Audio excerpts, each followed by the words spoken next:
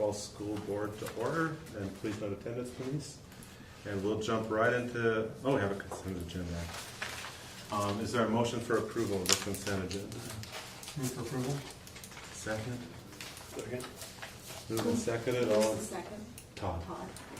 Moved and seconded, all in favor? Aye. Opposed? Okay, passes, good. Okay, on to discussion items, electronic communication with school board members. I know Andy has some input with this, but we put this on here because I know both Todd and Aaron requested that their emails be put on the district website under the school, on our little thing there. But we thought it was probably a good, if two people want to do it, we thought we should, everybody should do it. It should be but we, there's a couple different options. Use our own personal emails, accounts, or we could get a school district email with our name and it'd be Silver Falls stuff. How do you access it now? Andy could, You just let us know. Andy. We'd have 7 emails up and running tomorrow if you wanted it. You would have to give our password, but that's it. And we would just, you don't have to go on the website or anything to access it. You can just. How do you log into the email? You'd have to log into the Silver Falls Exchange server. And actually, if you go onto the district webpage, it says staff email. You click on staff email and you log right in and you're there. So there is an extra step. And I believe there's also a way to synchronize it to your mobile device or tablet if a person wanted to. Yeah, and we could set that up as well. And then it would be part of the public record for forever. Correct. It would be, okay. Correct. Yeah. And I think that it's was- probably a good idea, Todd and Aaron both brought this up, and I think it's probably a good idea for communication purposes with people to have it, that if we don't want our personal ones on there, the district one is the other option. Well, just because we're doing this as part of a public entity, I think it ought to be on a secure server anyway, so Right. That's probably a it's good idea. probably everybody should be using this, I would think, using the district. I think so too. That's kind of what Renee was, that's what kind of what she was mentioning, that's, if somebody sends you something and it's really school district business, you forward it to your school district email Right. and then Yeah. carry on from there. Or in that case, yeah. since we didn't have a district email, you would have had to forward it to Denise or the Right. board address, but this at least gives you that option now Yeah. to send it to your school email address. So Would this do away with the board? No, the board group would email, still- The board group would still stay there? I don't see that as changing. I think it would still be there. That's handy to get to everybody at once. Yeah. Well, I would think that if somebody wants to send something to the board, they would click board and everybody gets it. I don't know If they just want one person, then. because otherwise you don't read, somebody might send something to 2 of us or 3 of us, and we don't know that. So. Yeah. I That's why, like Renee said, if anybody sends you something, you're supposed to forward it to everybody on the board. Right.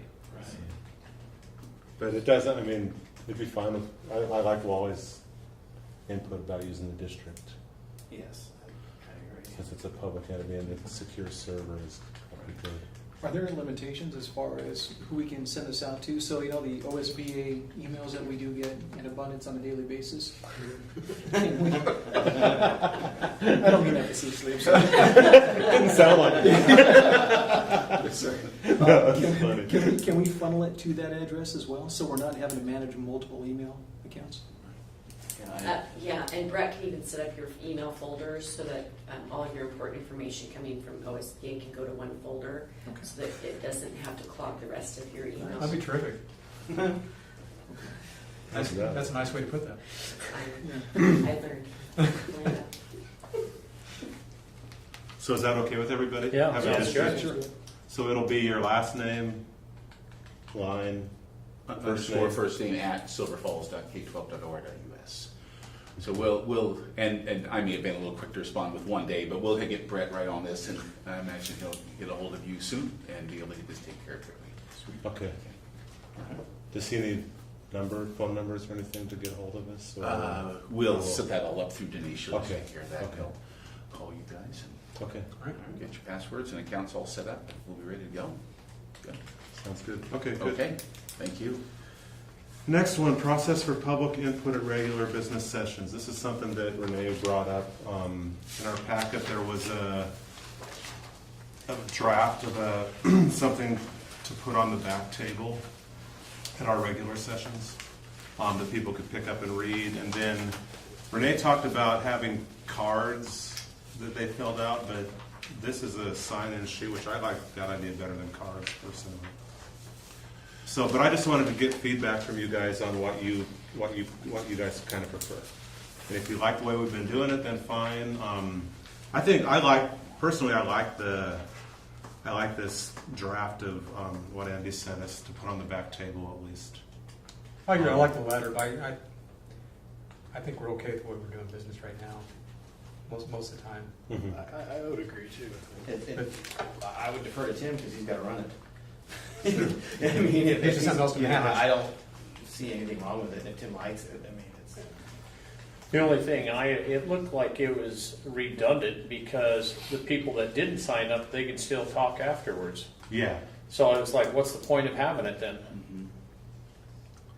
I'm sorry, just to, the only thing that it does is puts people that sign in get first dibs at the board. They get to testify first, and then other people come in after that. I guess that would be the only advantage. But I didn't see no advantage to that. It seemed kind of like a cluster to me to have that. In my mind, if you do it, you should just, the ones that are on there are the only ones that can speak. Otherwise, I mean, it's, okay, now we're done with 10, now anybody else want to talk, so we're right back to doing what we've been doing. Yeah. Well, and the other thing too is, sometimes you're sitting there at a meeting, and I know I have, and you have no intention of speaking, and I never did anyway, but, where you hear something, and then you think, okay, maybe you would want to ask a question though and expound upon something, and if you haven't signed the list, then you're kind of out of luck, so that would be my only concern, really. And I think the spirit of Renee's suggestion was when you have a hot topic and you have multiple people coming to the meeting wanting to speak and it could be on the same issue, it does at least provide a direction as far as, well, if we've got 5 or 6 people speaking on the same exact issue, you may want to funnel that down to one. But if we don't have the hot topic like we did prior to the election, it may be irrelevant. Mm-hmm. So you're suggesting it should be a tool, we have a hot topic? Well, it's, I think pretty much that's when it's applied. When you've got something that's really a hot button for the community to participate with, and you have multiple speakers on the same subject, if we can incorporate it then maybe on a one-off situation, at least have that as a tool in our toolbox. The only way that people would know that, though, I mean, is if they were a group that came together. I mean, if you have a whole bunch of people just there individually wanting to talk on the same topic, you can't really have them get together in the room and designate a spokesperson. That's true. You know what I'm saying? Right. Typically, they come as a group, though. Yeah. In those Yeah. situations. But if they're all flying solo, how are they going to know who else is going to speak on that? Yeah. That matter. Yeah, that makes sense. We could start off by just putting this on the back table for people to do away. Does this say something about signing up? Just do away with that. It does. Take It that does out say of it. something on there about that, but delete that. Yeah, just not. I think it'd be good to have something on the back table Yes. because I'm not always good at, and I have something here that I can read, but I'm not always good at that. I forget things sometimes. So to have it written down that they can pick up this and say it's limited to 3 minutes and. That's the other thing I was going to bring up. It says 5 minutes on there, not the 3. I thought you were going to change it to... Limited to 3 minutes. Up to 5 minutes may be granted to for groups 3 of or 3 or more. Okay. Yeah. So start with just putting some information on the back I think table so. and To me, that sounds right.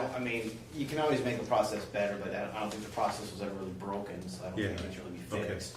okay. It's kind of, when you come to a meeting and there's 2 or 3 people in the audience, you don't got to read the thing.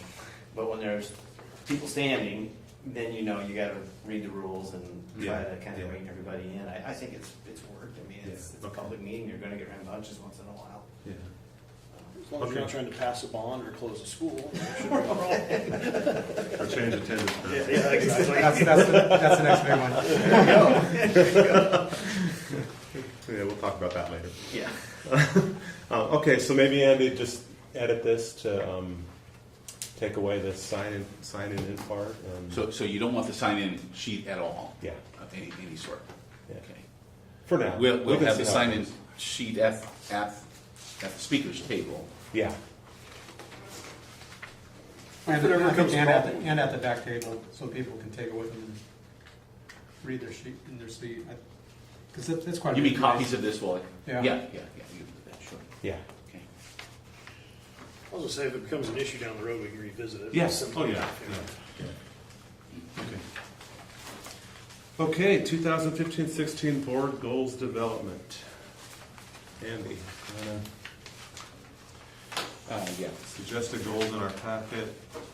Andy, you can go ahead on this one.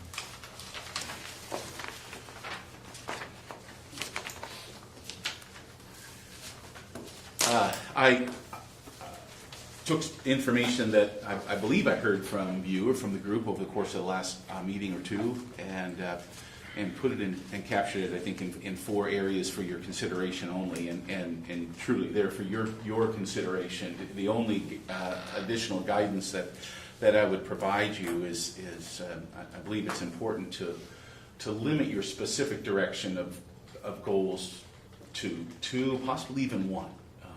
For a year, depending upon what you believe is the priority needs. A couple of things to explain about that. Things are going to happen. The school district is going to operate. You're going to have meetings. We're going to hire personnel.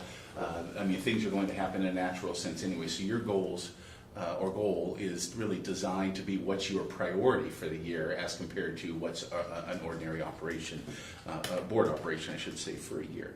So I placed 4 there that appeared to garner quite a bit of attention with your last few meetings. And I believe each one of them has some potential to be one of your 1 or 2 goals for the year. But I'd like you to talk about that, how you feel about just having a couple of goals or just 1 goal for the year. And then second to that is where do these fit in? Let me just quickly highlight a couple of things. The strategic visioning plan, of course, it's your navigator, it's your guide. It has very clearly stated some direction for this board. And rather than developing it, and last year it was distribution of it because it was approved by the board in October, now it's truly administer this and use your measures that are within the plan itself to determine if you're making effective progress or not. In other words, you already have the measures in place to do that. The second one, and I know I heard a couple of you talk about this as well, and it was a hot topic last spring as well, and that's increased opportunity for board member communication throughout the district. And I don't quite know exactly what that would or could look like for each of you. You may want to get specific with that. It may be general. You may want to speak about that and get a little bit more definition at the next meeting or 2 as well. But that seems to be an item that has some interest, I know, by a number of folks in the community. The third one, put it on the table simply because we've spoken about facilities actually as part of your board goals for the last 3 or 4 years probably now. So I put it out there just for consideration. You have a facility transition plan. We're in transition. The next year, of course, we'll be very busy with that. That's probably one of the best examples of you don't need to have it as a board goal because it's happening. I mean, we're moving in that direction. So if there's some specifics to facilities, then you can surely address those. And those actually may apply more directly to number 4 because that is, I believe, a priority and in my mind needs to be revisited by this district to at least identify where some of those areas are that could be given consideration based upon current numbers, attendance boundaries, and even anticipated growth over the next. I threw in there 5 years, but it can be 3 years, it can be 7 years, and pick your number. 5 years felt like an adequate time span, simply because who was a commenter just a minute ago about attendance boundary changes, it'll garner a lot of attention. And unless there's a need, like a fast-growing district, I surely don't encourage attendance boundary adjustments to occur every year, simply because, number 1, I don't believe they're necessary, but number 2, they are a very emotionally drawing topic. And a lot of work. And a lot of work. So that's just a quick overview.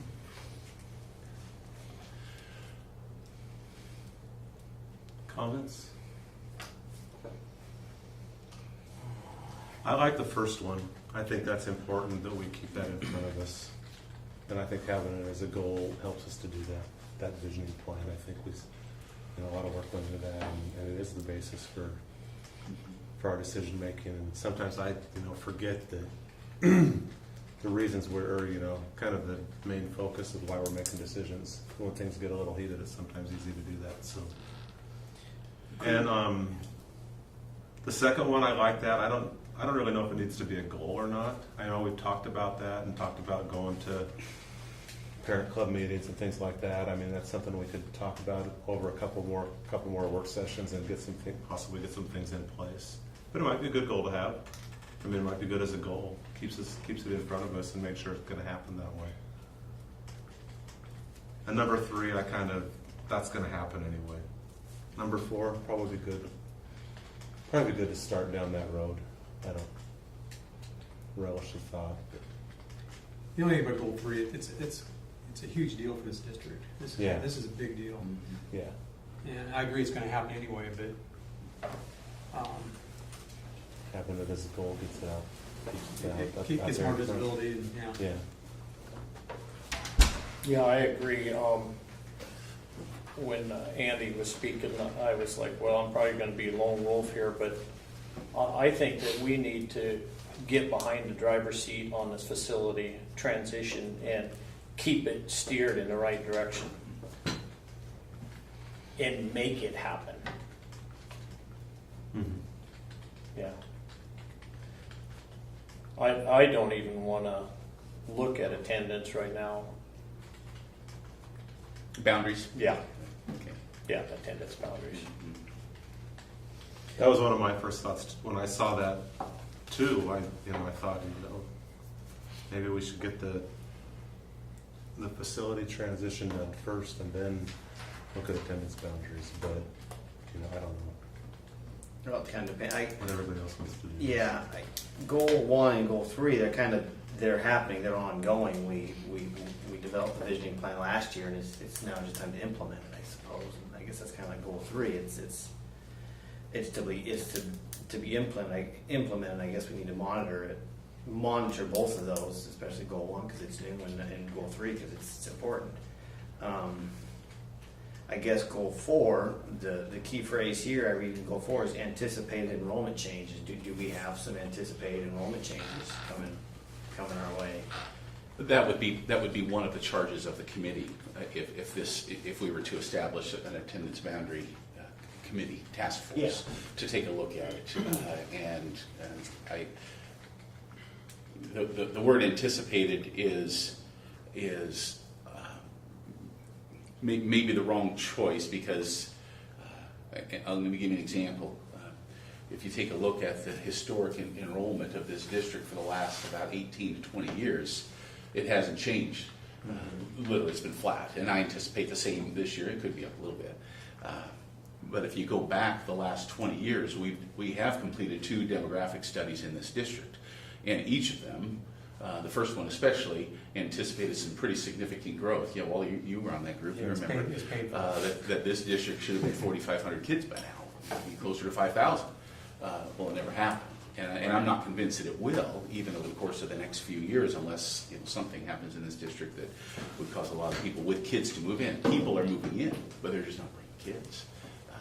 So with that said, I think part of the charge of that group, Tom, would be to identify the potential for enrollment changes or adjustments and really to even study where they are. Victor Point is a very interesting example simply because it's grown so much over the past 3 or 4 or 5 years. And then we still have room in a couple of schools, Silvercrest and Scottsville specifically. So I think some analysis by this group to determine what some of those anticipated changes could be. Enrollment changes would not necessarily be growth, just changes. That if they're growing more in one place than another, then do we need to even just tweak the attendance boundaries a little bit in order to help compensate for that? But because it's such an emotional issue, is it really necessary?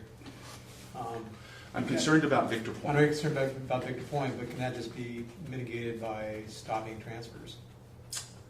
That would help, and we've done some of that.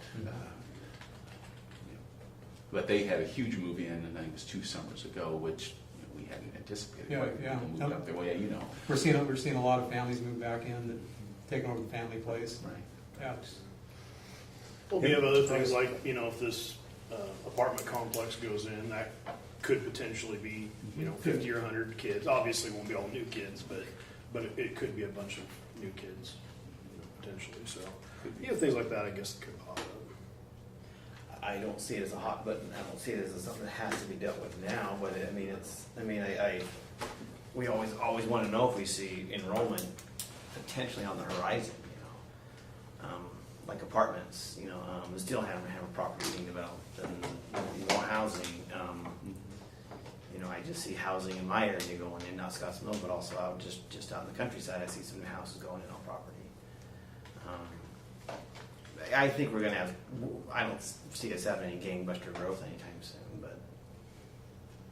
Could we just do a study on population trends We could do that. And- I mean, we could do a full, and not even make a goal, but do something we look at throughout the year that it'd be a priority for the year. It could be limited to this group. We don't even have to form a committee to do that, even though in the past we've had some committees charged with taking a look at that. And they were very specific decisions. As an example, the closure of Monter School. That resulted in the requirement to take a look at attendance boundary adjustments. And I think if we had a huge influx in one particular school or another, and it's hard to quantify that other than an overloading of the school. Victor Point, I think, is a good example, but we haven't had a move-in of, let's say, 75 kids that would really put it over the top, and we'd be talking modulars. If we were talking that, then I'd say we need to form a committee to take a look. Yeah. Yeah. I guess I kind of agree with Tom. I don't know if it really needs to be looked at in this kind of depth right now. Yeah. Keep an eye on Victor Point.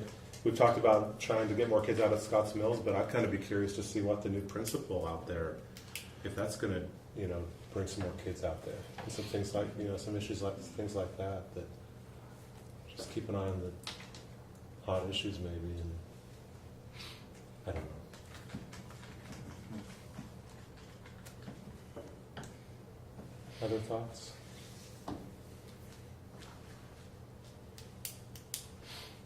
So am I kind of hearing I just no on goal 4? Yeah, I just don't see the need for it. I just don't see any crowding in one area that I just don't see a need for it. Well, and I'm glad to put some information for you, though.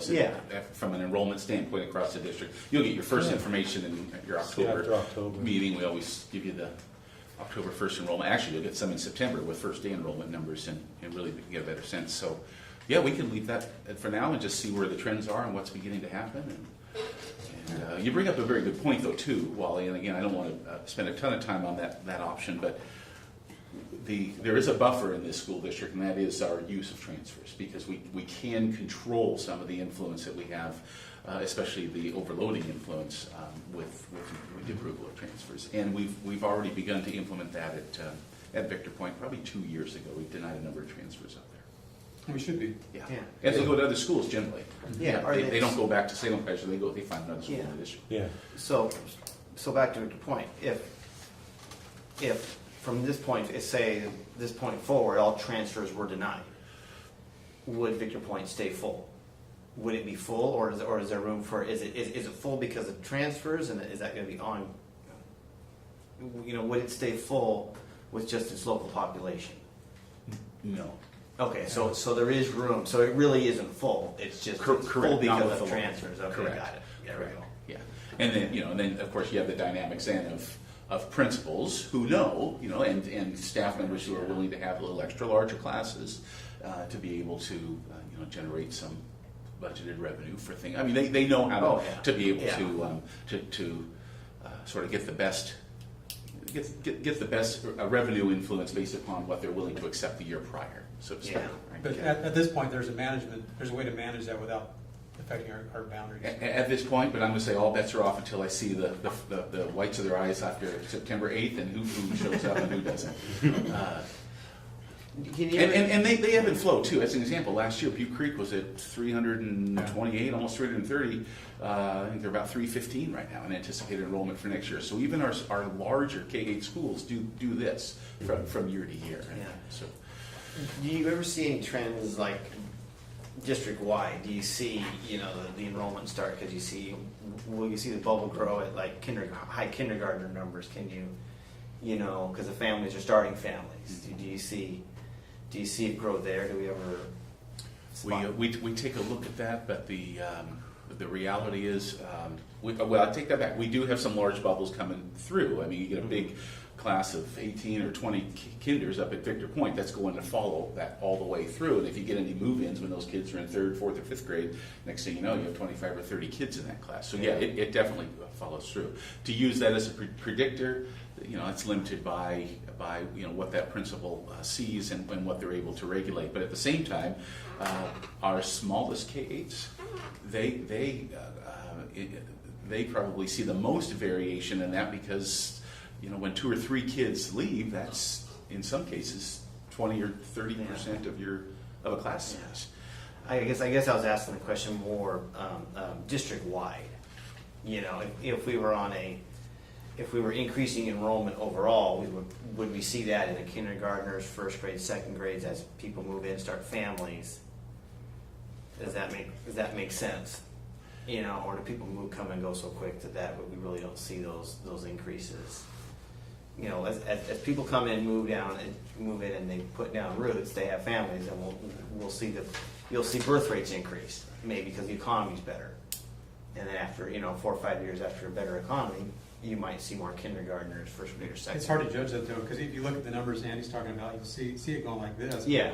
But you can easily draw a line through it and say we're flat. You can't really see that trend. Okay, I have a hard time asking that I think what question. I can say, Tom, and I believe I'm tracking you, is our mobility rate is relatively low. In other words, when people come here, they stay here, generally speaking. And I can't tell you exactly what that number is, if it's 5% or 6% or whatever kind of changeover in 1 year, but it's distinctly less than a Salem Kaiser or especially a Woodburn, which has a higher mobility rate than we do. So generally, I think folks, when they come here, they stay here.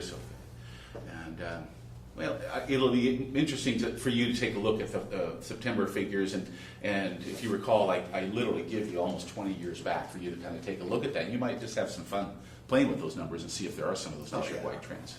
Yeah. And we can do the same. So I hear no on number 4. Make it a priority though, and provide you an opportunity to do some additional evaluation of enrollment trends and potential attendance matters as a board as we move through the year. Is that correct? Okay.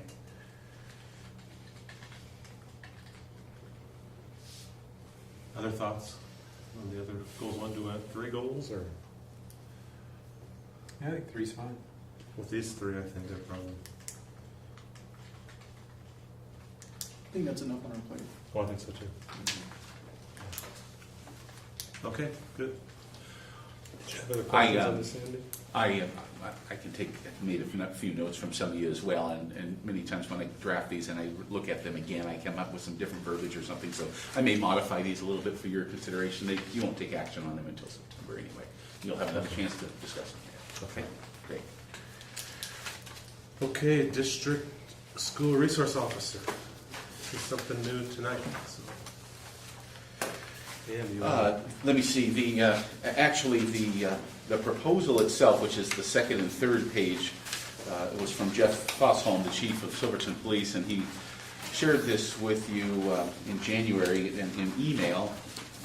And you also heard some from Jeff at the joint city council and school board meeting. Was that in March? And you also heard some additional information from me during the budget development process. Where we left that was the budget is based, as I put in the update on the front, the budget that you adopted is based upon the state appropriation of $7.255 billion in the state school fund. After you approved your budget, the state approved the $7.4 billion state budget. So there's distinctly some difference, and in conversation with Steve, we think that difference that will be realized over the course of the revenue received next year will be, and he's speculating somewhat, but the $350,000 to $500,000 range over the course of next year, in addition to the revenue we have budgeted. So with that said, if you recall, and actually this wouldn't pertain to two of you, but the board in June had a conversation knowing that the $7.44 billion was going to be realized and that your budget was based upon $7.255 billion, that to put everything on hold until we can actually do some end-of-the-year number crunching and see where we're landing with our ending fund balance for 14 and 15. And so Steve has now had a chance to do that, and while they're not audited figures yet, you know, the books we're closing them up because they ended on June 30th, and so, the auditors come in October. But what he is confident in saying is that with an adjustment, a state funding adjustment for the 2013-14 school year of about $429,000 that we received in May, and the reconciling of the books towards the end of the year, he's very confident in saying that you're going to hit a 10%, probably a 10% plus ending fund balance, which this district hasn't seen for at least 3 years. So the anticipated increase in revenue over the course of next year, in addition to the adjustments that we received in the 14-15 school year, puts you really in a position of having, so to speak, some money in the bank. $450,000, $500,000, possibly $600,000 or more. Now, we've also talked about the impact of PERS, the unknown impact of PERS, and I think it's entirely reasonable to keep that in your mind as we move ahead, even though we don't know exactly what that means, because the PERS rates for the next two, the biennium, haven't been set and won't be set until next year. So you take all of that information and you say, all right, well, and think about the three priorities that you had if the $7.5 billion budget was realized from the previous board. If you recall, the first one was the addition of a district-wide school resource officer. The second was putting additional revenue through the district funding formula so schools have a little bit of extra funding in order to provide what they want to provide on a site-based level. And then third was to increase your reserves. But in that June meeting, you recall what you did. I remember it vividly. You asked me to take that third priority and to make it number one until we found out what the book showed and whether how much the $7.4 billion would really realize for us. And I think that was a smart decision. So you're in a position now where you're at 10%, probably higher, in your ending fund balance for 14-15. So I think you have to have a conversation amongst yourselves. Are you willing to spend? It's potentially up to $82,000, with 75% funded by the district, 25% funded by the city of Silverton, to be able to add back a school resource officer, which we haven't seen for a few years. So I'm hearing you say we could add this officer and still be at 10%. And based on Steve's calculations, you will be.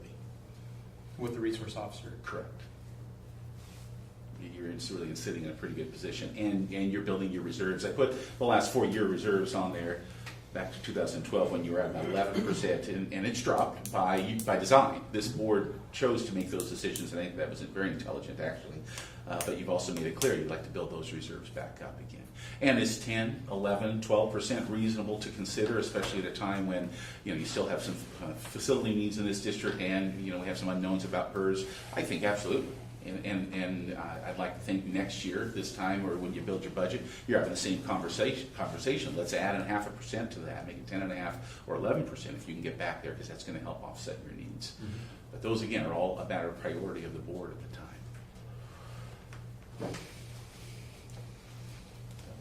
I'll turn it over to you. We can afford an SRO. I would recommend it.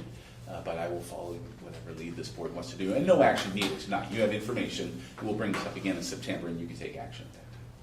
How many calls, or I guess, do the SROs do a year in the district? How many what? How many cases, whatever you want to call it, do they respond to? Well, we haven't had an SRO for, 5 years, 4 years? I'm going to Dan, you mean like a police officer? Yeah. How many times they respond to something at the schools? Yeah, and really the value of the SRO is less about going on calls specific to schools, even though I understand it's the the high school, but presence. there's some there.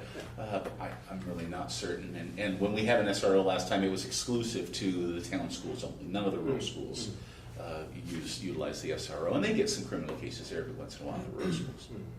But in this case, they would go out to the rural schools. They'd be a district employee, and they would go out to the. No, they'd be a city employee. City employee, Right. yeah. But he would take a swing out into the rural schools now. Yeah. We divide him proportionally Yeah. based upon FTE, or excuse me, ADM at all schools.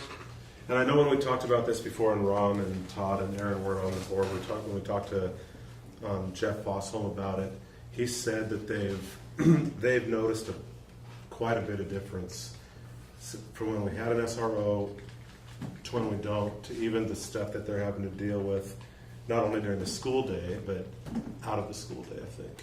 Well, I mean, also just general police work, they can get a lot of information from kids, Yeah, just from what they hear in the hallways, yeah, that they can go deal with. yeah. It is pretty amazing what they can.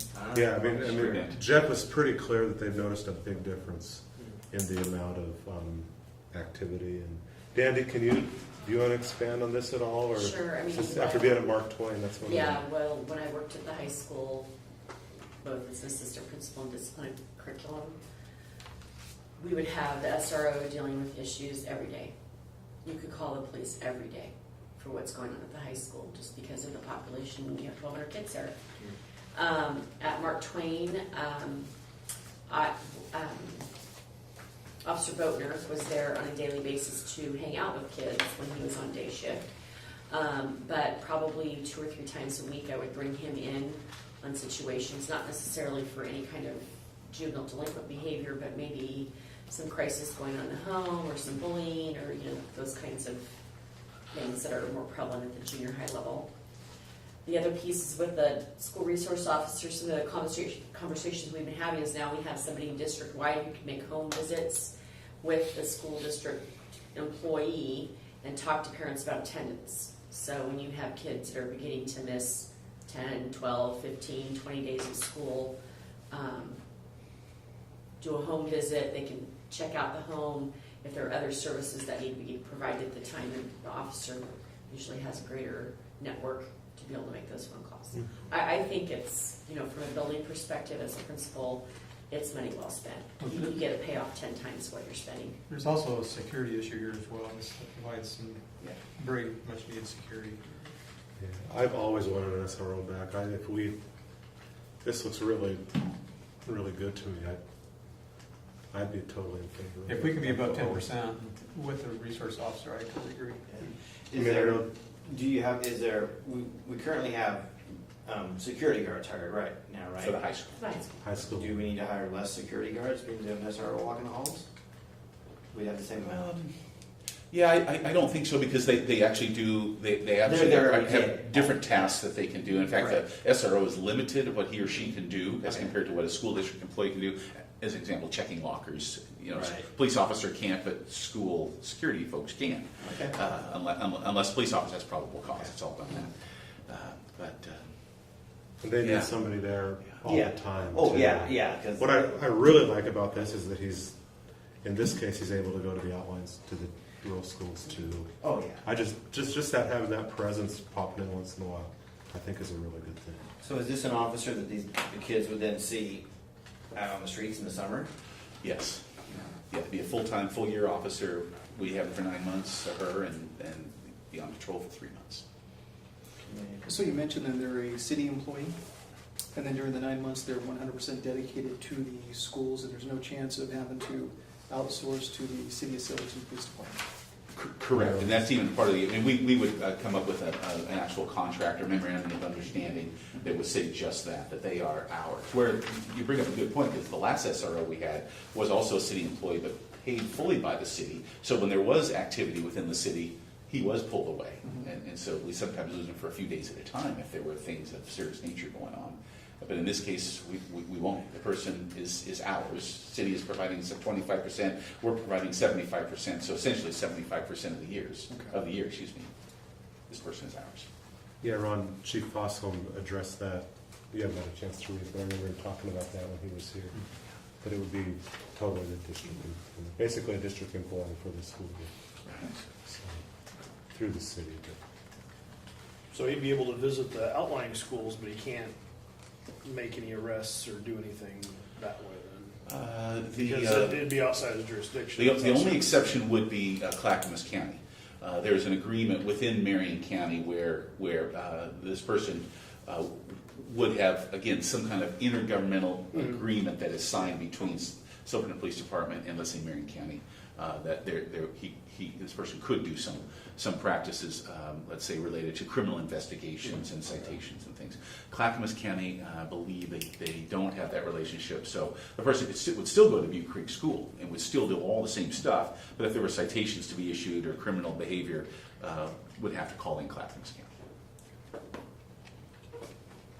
And I remember Ryan and hearing him say that we would have a fair amount of input on who we hire, who gets hired for this spot. Yeah, I believe he said, there would be a police officer, or police department presence on the committee, but it would essentially be a school district team selecting the person. So would this be hiring a new employee or a current officer brought over? They would post the position. Okay. And so I imagine current employees would be interested, I guess, but no, it would be a new hire. How do principals feel about this now? I know last time we talked about this when the budgets were quite a bit tighter, they would rather see the money go to the buildings. Have they had, is this anything they've had given input on since with the new figures or anything? Not a ton recently, and Dandy can chime in on this too if she's had some conversation with others, but I think you hit the nail on the head. They're pretty comfortable with their budgets for this year and able to staff the buildings that they had hoped. And so with that said, I think they're comfortable moving ahead. I think it's also fair to say the principals in town who would naturally have maybe some higher activity are, I think would welcome this because there'd be a presence where the rural schools maybe to a lesser degree, but I think they're excited about the possibility that they could have someone come with them, because a lot of times our building principals or with the counselors will go and do home visits on kids who are having issues, and so when it was made clear that this person could accompany them and could be a part of their school community, they were very interested and supportive. I didn't realize that. I think that could be a big benefit for home visits and things. and it may result in additional revenue because Dandy's spot on. If this causes kids to attend school more frequently, you've just paid for your position because your revenue is based upon average daily attendance of students. Andy, you mentioned about 82,000 annually approximately. Correct. Now, does that cover, is that for the three-quarter share, or is that for the entire? It's for the three-quarter So share. three-quarter share, that includes pension benefits, healthcare. Police car, administrative oversight, sergeant oversight, captain oversight, training, all of that is included. So it's all inclusive of a little vacation package. Nice. I'm excited about this. I'm so glad we can get SRO back. I think it's going to be a big benefit. Yeah, I think it's one of those expenses that you really can't put the benefit, you can't measure it until later, Yeah. you know, and it's definitely a good investment, I think, for the kids and for the district. And just for the community as a whole. Yeah, I think so too. You know, you start getting, especially the high school kids and middle schoolers. Right. And I assume that we could possibly work the person's hours out to where they could be at football games and some things like that. Okay. Yeah, absolutely. Good. So, action item in September?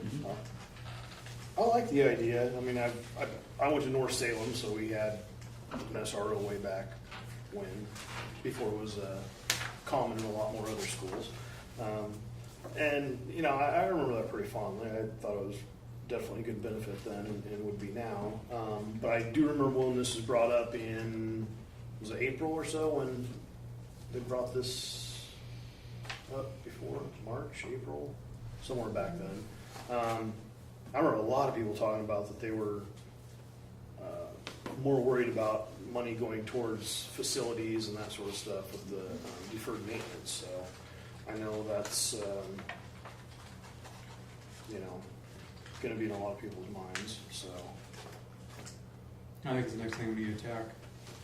We're addressing part of that by getting out of Eugene Field and moving kids to the high school. But yeah, there's a lot of other schools that all the have. schools need attention, absolutely. Yeah. If one of the main goals for the SRO side goals is to increase attendance, if you could increase attendance by 30 days, It wouldn't even be that much. That would pay for the SRO. So if you could get 30 kids to attend one more day of school than they had been attending district-wide, you would have generated enough money to pay for that person. Is there a way to measure that? Kind of apples and Yeah. oranges a little bit. but- Officer knocking on your door saying, I'm gonna cite you for truancy, Okay, yeah. Individually, there's Yeah. a measure. we could do it individually then. Sure. And I think district-wide, we just have to take a Yeah. look at trends. And you have your 95% target, and I think that's, well, it's a challenge. I think That'd it's be- also a reasonable target, and to make even a portion of it, like Andy suggests, will make a difference in the amount of revenue. So we could definitively say this kid would not have attended school if it wasn't for the resource officer. That'd be great to know. Well, like Irv said, a resource officer may not even be measurable, and not even necessarily monetarily all the time, but I just think, from the things I've heard when, Terry Murphy was here, and the benefits of it were just so great. And with our budgets the way they are, we'll have some money to work, do some facility things too, I think. Well, my biggest concern is security. Yeah. This provides security presence at the high school in particular, which is very much needed. But if we can have data support that he also pays for himself, that would be great to have. Yeah. I know somebody's gonna ask, I'm assuming this is gonna be an armed, fully, okay. Absolutely. Okay, let's make this an action. And if any of you have any questions on that, I mean, I think we have 3 weeks between the September 14th meeting, right? So you've got a little time to digest. If you have any questions, let me know. I'll be happy to get you more information. Okay. I want to bring up one other thing. We had talked about, in our last meeting, Mark Hannon and Greg Cox talked some about the community effort to put in the turf field. And I personally think it'd be good if the board would take some kind of action to get behind that.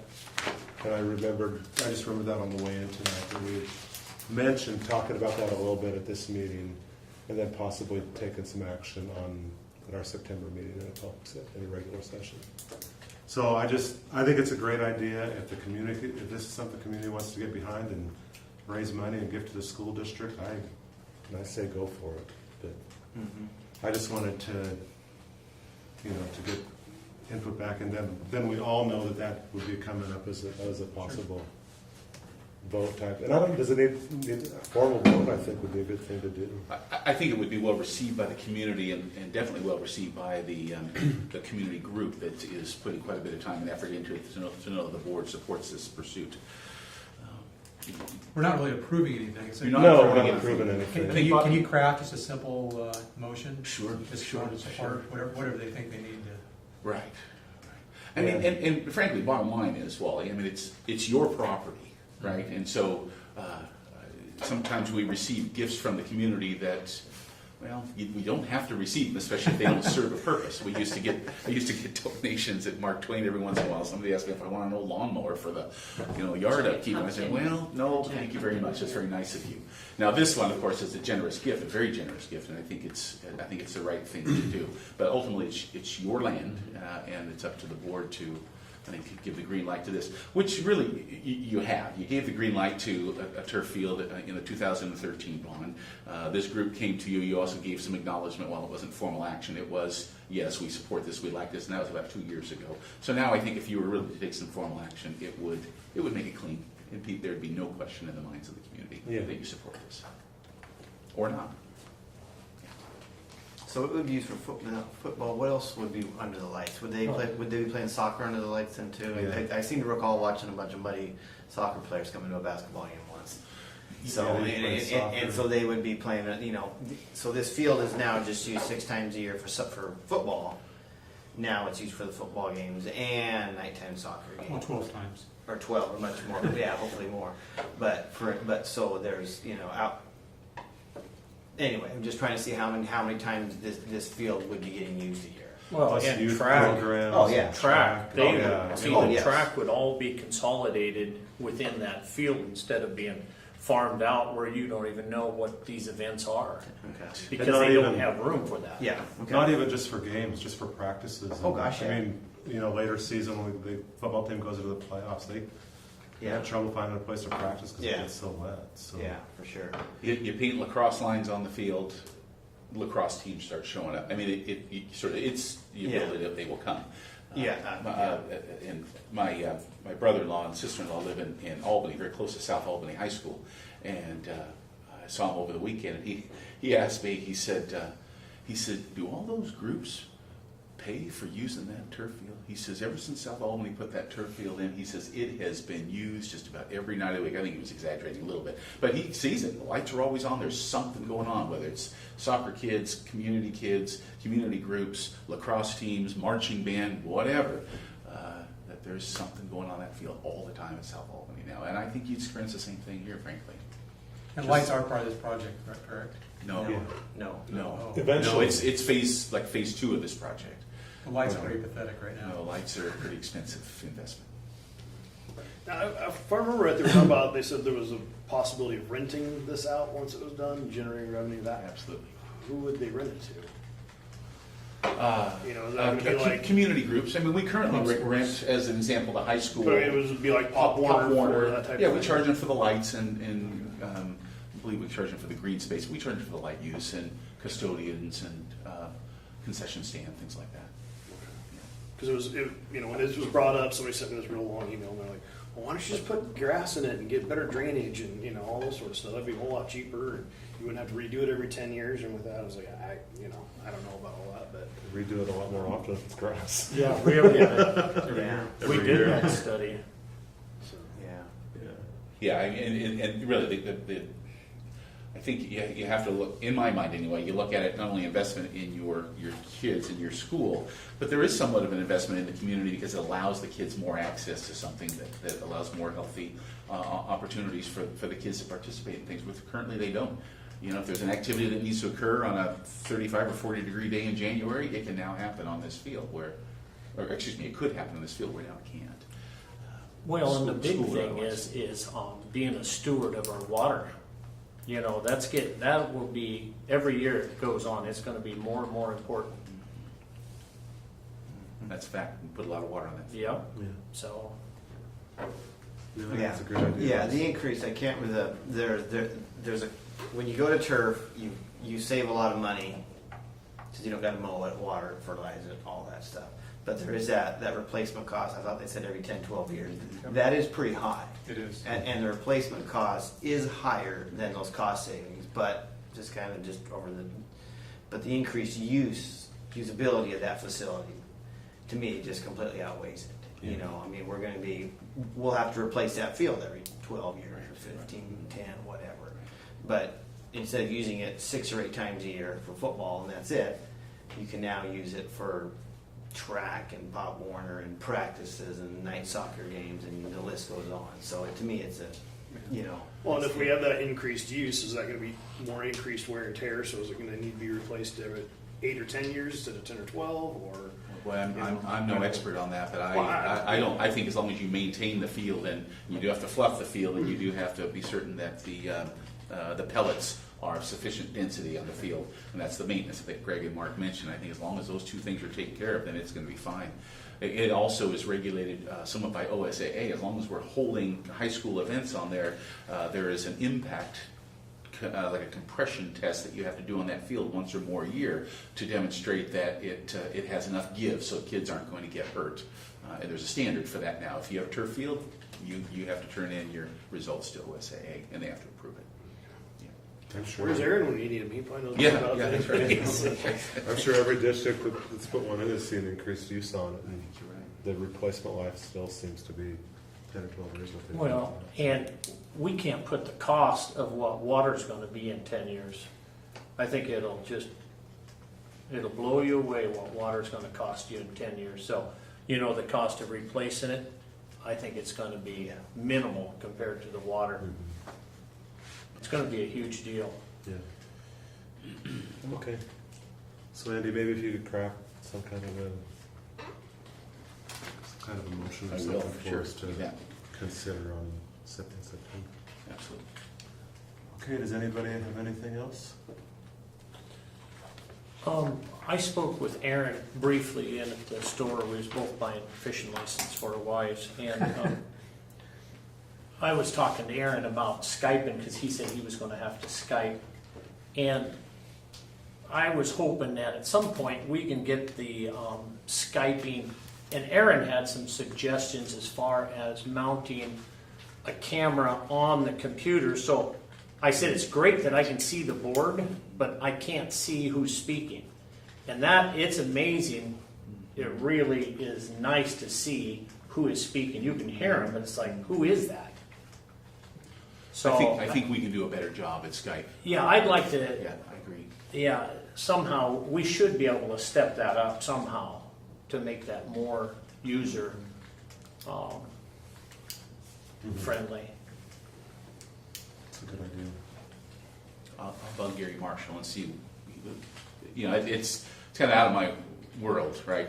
Remember what I do? I take the Yeah, but computer you and do I a turn good it job. Bring it over to front of us, and a little bit back over here.